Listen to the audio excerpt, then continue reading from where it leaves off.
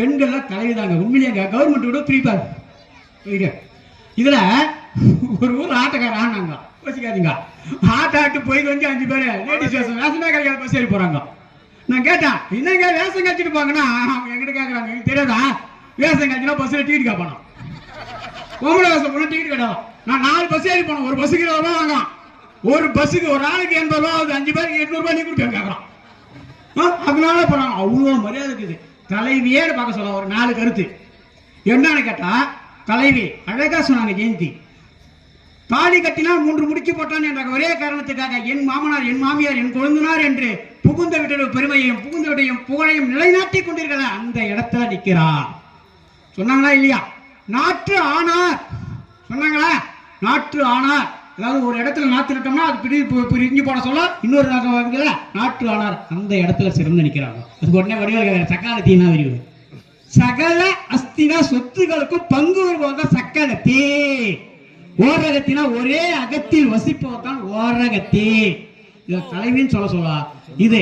அதே மாதிரி அழகா சொன்னாங்க, ஊனமுற்ற கணவனை மணந்து கொண்டாலும் வாழ்நாள் முழுவதும் கணவனுக்காக வாழ்ந்து காட்டுகிறாள், அந்த இடத்துல தலைவியா நிற்கிறார்.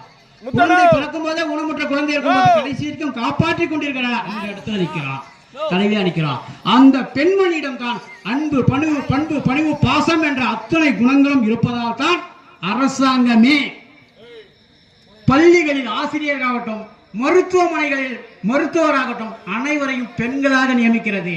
ஏன்னா ஆண்கள் தான் எரிஞ்செறி விடுவாங்க, ஒரு 1/2 மணி நேரம் உட்கார மாட்டான், உடனே போய் புக் படிக்க போடுவான், டம் அடிக்க போடுவான், வெளியே போடுவாங்க. ஆனா பெண்கள் தான் கடைசி வரைக்கும் இருந்து காப்பாற்றுவார்கள். அப்படிப்பட்ட பெண்கள் அழகா நான் ஆரம்பத்திலே சொன்னேன், 1ஆம் மாதம் உதிரம் கலந்து 2ஆம் மாதம் இதுவென தெரிந்து 3ஆம் மாதம் முழுதும் அறிந்து 4ஆம் மாதம் மாங்காய் தின்று 5ஆம் மாதம் பலசோறு உண்டு 6ஆம் மாதம் இடுப்பது வாக 7ஆம் மாதம் இழப்பது வாக 8ஆம் மாதம் சிலர் முன்னெடுத்து 9ஆம் மாதம் 13 எழுது கதறி கதறி பிள்ளையை பெற்றெடுக்கிறாள் தாய். அந்த இடத்துல அவள் தலைவியாக நிற்கிறாள். ஒரே ஒரு கருத்தை மட்டும் நான் பதிவு செய்யறேன். ஒரு பையன் இன்டர்வியூ போயிடறான், இன்டர்வியூ போய் அட்டன் பண்ணிட்டு வந்துடுறான். அப்பா கேட்கிறார் என்ன வேலை, அண்ணன் கேட்கிறான் எவ்வளவு சம்பளம், அக்கா கேட்கிறா வேலை நிரந்தரமா, தங்கச்சி கேட்கிறா இன்னைக்குல இருந்து வேலைக்கு போனே. ஆனா அம்மா கேட்கிறா மகனே மதியம் சாப்பிட்டாயா, மகனே மதியம் சாப்பிட்டாயான்னு கேட்கிறாங்கல்ல, அந்த இடத்துல தாய்க்கு நிகர் எதுவுமே கிடையாது.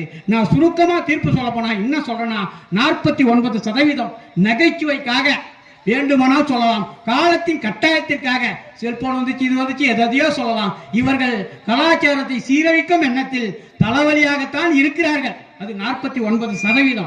ஆனால் இந்த தாய்மை என்ற உணர்வு, கடவுள் கொடுத்த உணர்வு, 1000 தேல் கொட்டினாலும் அதை விட அதிகமான வழியை தாங்கிக் கொண்டு பிரசவ வழியை தாங்கிக் கொண்டு குழந்தையை பெற்றெடுத்து தாயாகிறாளே, அப்படிப்பட்ட பெண்மணி தலைவியாகத்தான் இருக்கிறார். எனவே ஒரு மதிப்பெண் கூடுதலாக பெறுவதால் 49% தலைவலியே, 51% தலைவியாக இருப்பதால் தற்கால பெண்கள் என்ன முற்கால பெண்கள் கூட, ஏனால் ஒரே